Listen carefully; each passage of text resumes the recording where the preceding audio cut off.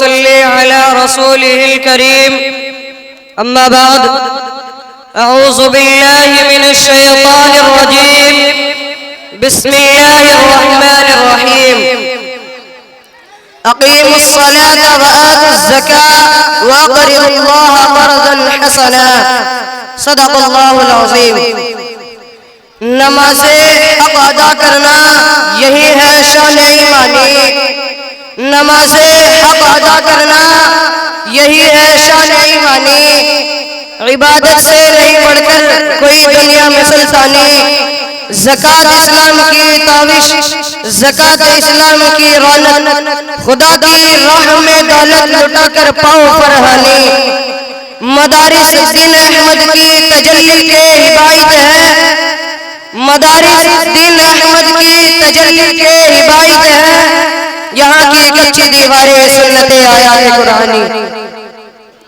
محترم حضرات اور حاضرین اجلاس، بعض حضرات نماز اور زکوٰۃ کے اوپر ایسے جملے کس دیتے ہیں جو کہ انسان کو کفر کی چوکھٹ تک پہنچا دیتا ہے، اسی لیے میں مختصر طور پر نماز اور زکوٰۃ کے عنوان پر کچھ عرض کرنا چاہتا ہوں۔ حضرت معاذ بن جبل رضی اللہ عنہ جب رسول اللہ صلی اللہ علیہ وسلم نے عمل میں بھیجا تو ارشاد فرمایا کہ تم اہل کتاب کے پاس جا رہے ہو، سب سے پہلے انہیں اس بات کی دعوت دینا کہ اللہ تبارک و تعالیٰ ایک ہے، اگر وہ اس بات کو مان لیتے ہیں تو ان کو بتلانا کہ اللہ تبارک و تعالیٰ نے مسلمانوں پر 5 وقت کی نماز فرض فرمائی ہے، اگر وہ اس بات کو مان لیتے ہیں تو ان کو بتلانا کہ اللہ تبارک و تعالیٰ نے مالداروں پر زکوٰۃ فرض فرمائی ہے جو کہ غریب و غربا میں تقسیم کی جائے گی۔ حضرات اسی لیے نماز دین کا اہم ستون ہے۔ ایک حدیث میں آیا ہے کہ نماز دین کا اہم ستون ہے، جس نے اس کو قائم کیا اس نے دین کو قائم کیا، جس نے اس کو ترک کر دیا اس نے دین کو چھوڑ دیا۔ ایک حدیث میں آیا ہے کہ اللہ کے رسول صلی اللہ علیہ وسلم نے ارشاد فرمایا نماز میری آنکھوں کی ٹھنڈک ہے۔ ایک حدیث میں آیا ہے کہ نماز مومن کے واسطے اللہ سے بات کرنے کا ذریعہ ہے، اور عاشق کے لیے اس سے بڑھ کر کوئی دولت نہیں ہو سکتی کہ اپنے دوست سے گفتگو کرے۔ حضرات نماز کی اہمیت کا اندازہ تو اس سے بھی ہوتا ہے کہ اللہ کے رسول جو کہ پوری کائنات کے امام ہیں، جن کی خاطر آسمان، زمین، شمس و قمر، شجر و حجر اور تمام قدرت اشیاء وجود میں آئی ہے۔ ایک حدیث میں آیا ہے کہ لولا کلمہ خلق الافلاک، اے میرے محبوب دنیا میں سب سے زیادہ حسین و جمیل اخلاق عظیمہ کے پیکر آمنہ کے جگر کے ٹکڑے، اگر تجھے دنیا میں بھیجنا مقصود نہ ہوتا تو میں دن کو چمک، نورانیت، راتوں کو تاریکی اور ظلمتیں نہ بناتا، پہاڑوں کو بلندی عطا نہ کرتا، سمندروں کو گہرائی، صحراؤں کو گلستانوں کو ہریالی عطا نہ کرتا۔ غرض یہ کہ یہ محفل دنیا اگر آپ صلی اللہ علیہ وسلم کو بھیجنا مقصود نہ ہوتا تو نہ سجائی جاتی۔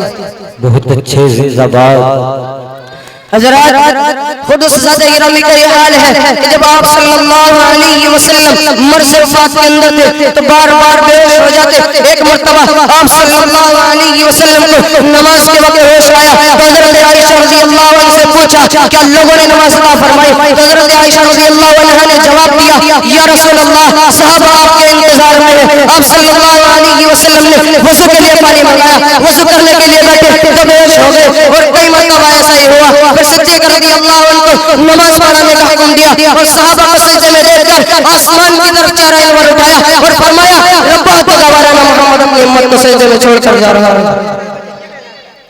اسی لیے نماز دین اسلام کا اہم رکن ہے۔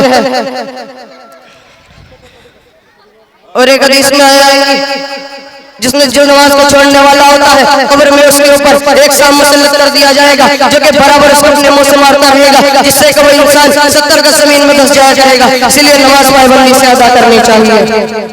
اور نماز کے بعد زکوٰۃ اسلام کا اہم ترین رکن ہے، اور یہ رکن اتنا اہم ہے کہ تقریباً 28 مقامات پر اللہ تبارک و تعالیٰ نے نماز کے بعد زکوٰۃ کا قرآن کریم کے اندر ذکر فرمایا ہے۔ اللہ تبارک و تعالیٰ نے نماز کے بعد زکوٰۃ کا قرآن کریم کے اندر ذکر فرمایا ہے۔ ایک حدیث پاک کے اندر آتا ہے کہ جس مال کی زکوٰۃ ادا کی جاتی وہ مال قیامت کے دن ایک گنجے صاف کی شکل میں اس مال والے کی گردن میں ڈال دیا جائے گا جو کس کو بڑا برستا ہوا ہوگا اور یہ کہتا ہوا ہوگا کہ میں ہوں تیرا مال، میں ہوں تیری دولت، اس لیے مال کی زکوٰۃ نکالنے والا اللہ تبارک و تعالیٰ کا یہاں مقبول ہے۔ اللہ پاک نے قرآن کریم کے اندر ہارون کا واقعہ بیان فرمایا ہے۔ اللہ پاک نے اسے اپنے مال و دولت سے نوازا تھا کہ جس کی کوئی امتحان نہیں۔ بعض لوگوں نے لکھا ہے کہ اس کے خزانے کی کمروں کی چابیاں 70 گزوں پر لا دی جاتی تھی، اندازہ لگایا جائے کہ اتنا بڑا دولت کا ذخیرہ اس کے پاس ہوگا۔ لیکن جب حضرت موسیٰ अलैहिस्सलाम ने ज़कात निकालने को कहा तो इनकार कर बैठा। अल्लाह तबारक व तआला ने उसके तमाम खजाने ज़मीन में धंसा दिए।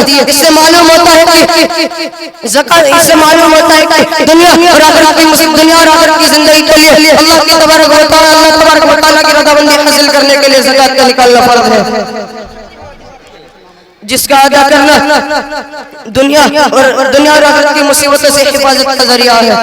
व आखिरु दावाना अनिल हम्दुलिल्लाहि रब्बिल आलमीन।